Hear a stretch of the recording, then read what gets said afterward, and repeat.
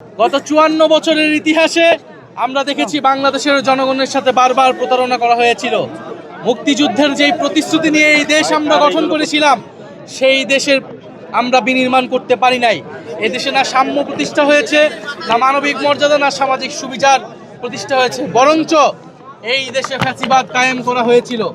সেই ফ্যাসিবাদের বিরুদ্ধেই ২০২৪ সালের গণ অভ্যুত্থান এবং গণবিপ্লব সংঘটিত হয়েছিল।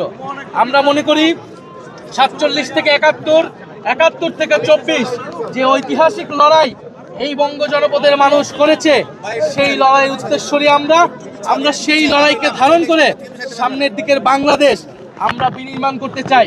আজকে ১৬ই ডিসেম্বর বাংলাদেশের মানুষের প্রতি আমাদের বার্তা হলো, যারা পতিত শক্তি, ফ্যাসিস্ট শক্তি, তারা বাংলাদেশকে অস্থিতিশীল করার জন্য নানান অপচেষ্টা চালাচ্ছে, নির্বাচনকে বানচালের চেষ্টা চালাচ্ছে।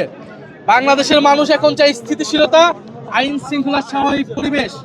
আমরা সরকারের প্রতি বারবার বলেছি, ওসমান হাদিকে যারা হত্যা করেছে, তাদেরকে যারা হত্যার চেষ্টা করেছে, গুলি চালিয়েছে, তাদেরকে এখনো গ্রেফতার করতে পারে নাই এই সরকার।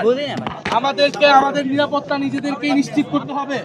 ফলে জনগণের মধ্যে আমাদের সেই সংগঠন লাগবে। জনগণকে আমরা আবারও আহ্বান জানাবো, ৫ই আগস্টের পরবর্তী সময়ে আমাদের নিজেদের নিরাপত্তা আমরা নিজেরাই নিশ্চিত করেছিলাম, তখন কোনো সরকার ছিল না, পুলিশ ছিল না। বাংলাদেশ সেই পরিস্থিতির দিকে যাচ্ছে, সরকার পুলিশের উপর নির্ভরশীল করে আমরা আমাদের জীবন, আমাদের যোদ্ধা, জুলাই যোদ্ধাদের জীবনের নিরাপত্তা আমরা নিশ্চিত করতে পারবো না। ফলে মানুষকে সচেতন থাকার আহ্বান জানাচ্ছি। এবং সামনের যে নির্বাচন, এই নির্বাচনটি হচ্ছে গণভোট।